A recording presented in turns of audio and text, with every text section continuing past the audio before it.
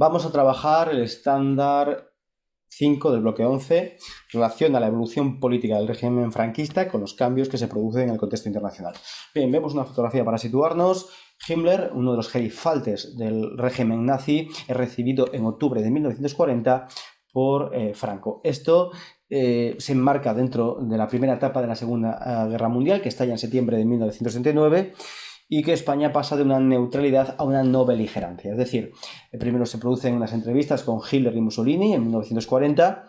Franco intenta negociar para una posible entrada de España en la guerra, pero Hitler finalmente desiste, ya que España no tiene ni fuerza suficiente. Además, las pretensiones españolas era ocupar una parte de las colonias francesas. En esos momentos, el hombre importante en política exterior es Serrano Suñer, que consigue que España envíe una división, unos 40.000 hombres, al frente ruso, voluntarios y falangistas. Y hay un cambio que se produce en 1942, sobre todo un atentado en la Basílica de Begoña en Bilbao, donde el general Valera, que era el ministro del Ejército, es atacado con una serie de granadas, un atentado por unos falangistas, y se produce una crisis de gobierno en el que Serrano Suñer es depuesto y España va yendo hacia la neutralidad, vuelve otra vez hacia la neutralidad y se va alejando del eje, sobre todo ante las derrotas que están sufriendo ya tanto en el oeste como en el este. Bien, finalmente la Guerra Mundial acaba en mayo de 1945, mayo-septiembre del 45, y España va a quedar aislada, ¿de acuerdo? España es una de las potencias todavía, un país fascista en esos momentos, ¿de acuerdo? Se produce una época de aislamiento entre el 45 y el 46-47. El régimen intenta hacer un maquillaje con la llamada democracia orgánica, pero esto no le vale porque la condena de la ONU es rápida. La ONU condena a España como un régimen fascista y se retiran los embajadores más importantes, salvo Argentina y el Vaticano. Pero ¿qué pasa a partir del año 47? A partir del año 47 tenemos un conflicto a nivel mundial diferente.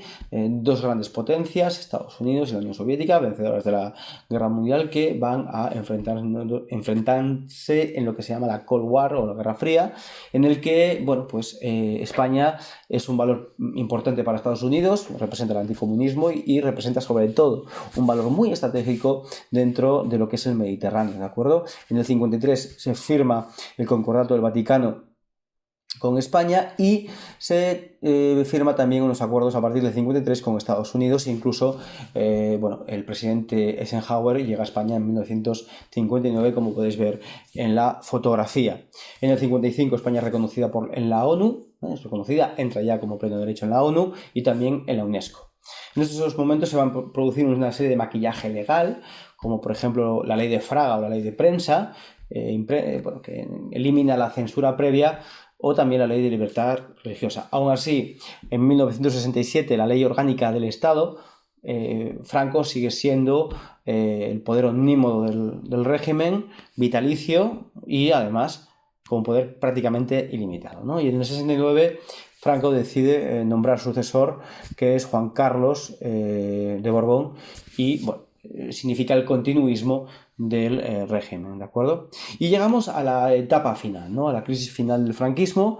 Se produce un atentado por parte del grupo terrorista ETA que atenta contra Carrero Blanco, el hombre fuerte del régimen, muere en un aparatoso, además, atentado.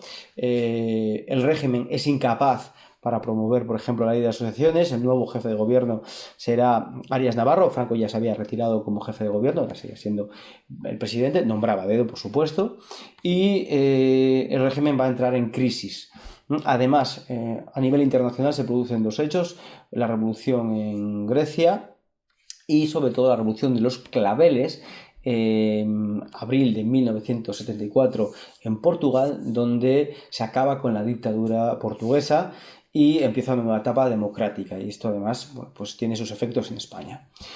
Por último, el régimen acaba con una condena a muerte de 5 miembros de ETA y del FRAP, que son condenados a muerte. Hay una serie de protestas internacionales y también internas que el régimen va a ser considerado también con esa brutalidad que le caracterizó durante toda su etapa.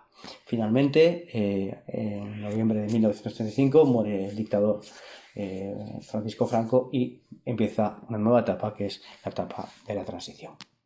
Lo dejo aquí, os mando un abrazo y seguimos.